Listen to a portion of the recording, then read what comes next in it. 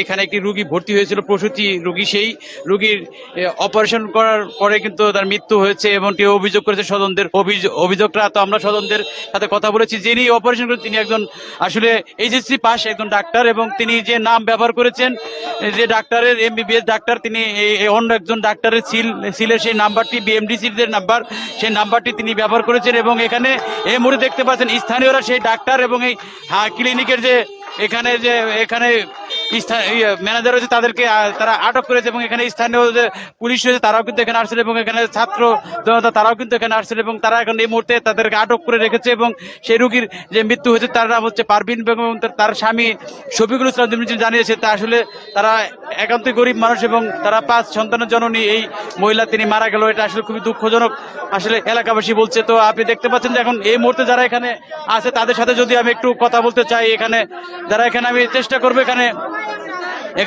আমি একটু কথা বলতে চাবো, একটু কথা বলবো। ভাই এখানে ভাই কি হয়েছে বলবেন একটু? ভাই এখানে ভাই একটা লোক ডাক্তার ভাই, ভুয়া ডাক্তার ভাই, যে পরিস্থিতি এখানে মনে করেন যে একটা মহিলারে নিয়ে এসে মনে আপনার সিজার করতেই পারে নাই, যে পরিস্থিতি মনে করেন যে আর ফুল টুল সব কাটিয়ে হালাইছে, সব কাটিয়ে বাইরে বার করে হালাইছে, ফেলে দিছে সব। বাচ্চা বাঁচিয়ে আছে কিন্তু মহিলা মারা গেছে, যে সিজারে করছে সিজার মহিলা মারা গেছে। কিন্তু এই মুহূর্তে কি অবস্থা এখানে? এরকম পরিস্থিতি মনে করেন যে এখন আমরা যে সাধারণ জনগণ আছে এখানে, সমন্বয়করা আছে, এখন তাদের দাবি 3টা দাবি করছে এখানে। তাদের কি অবস্থা? তাদের তো করুণ অবস্থা ভাই, আটকে রাখা হয়েছে। তাদেরকে উপরে 2 তলায় বান্ধে রাখা হয়েছে। তারা পুলিশ আছে, প্রশাসনের লোক আছে, তারা ওখানে ভিতরে আচ্ছা, আমি একজন ভাইয়ের সাথে কথা বলবো। আসলে এই ঘটনাটি আসলে কি ঘটনা, এখানে আপনার বিচার চার কিনা ভাই? এই ডাক্তারটা কতগুলো অপারেশন করতে আমরা শুনছি।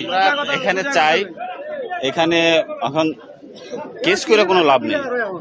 আমরা চাই এলাকার মানুষ সব মিলে যে একটা ফ্যামিলি কিভাবে ভালো থাকতে পারে। আচ্ছা, আমরা একটা ব্যাপার জানতে পারলাম, এই ডাক্তার নাকি উনি এইচএসসি পাস, এবং উনি নাকি প্রায় 1000 অপারেশন করছে। ও কোনো কাতারই না, ওর কাগজপত্র আমরা ওর কাগজপত্র চেক দিয়ে দেখছি আরেকজনের নামে, ঠিক আছে? ওটা হলো আরেকজনের নাম নিয়ে ও রেজিস্ট্রেশন ও দেখায় যে এটা আমার রেজিস্ট্রেশন নাম্বার এমবিবিএস এর, কিন্তু আমরা চেক দিয়ে দিছি ওটা না, ওটা ভুয়া। ও তো আমার মনে হয় যে একটা সার্জনের সাথে অ্যাসিস্ট করে।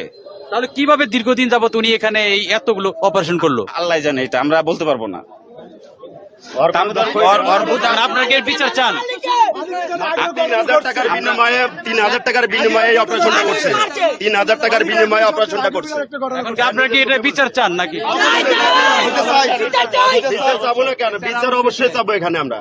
হ্যাঁ দর্শক, যেমনটা শুনছেন আসলে এলাকাবাসী কিন্তু উত্তেজিত। এখন এই মুহূর্তে আমি যদি একটু হাসপাতালটা একটু আপনাদের দেখানোর চেষ্টা করব। এখন আসলে স্থানীয়রা এবং যারা ছাত্র সমন্বয়ক যারা তারাও কিন্তু এখানে আসছে। দেখতে পাচ্ছেন দর্শক, এখানে কিন্তু একেবারে পরিস্থিতি বেগতিক। এই হাসপাতালে তাদেরকে এখানে উত্তেজনাকর একটা অবস্থা। আসলে এই যে ডাক্তারের বিষয়ে যে অভিযোগটা রয়েছে, আমি ডাক্তারের সাথে কথা বলেছি।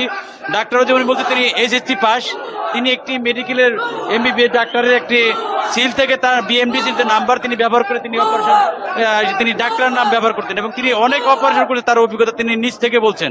সব মিলে আসলে এই প্রসূতির মৃত্যু হয়েছে আসলে।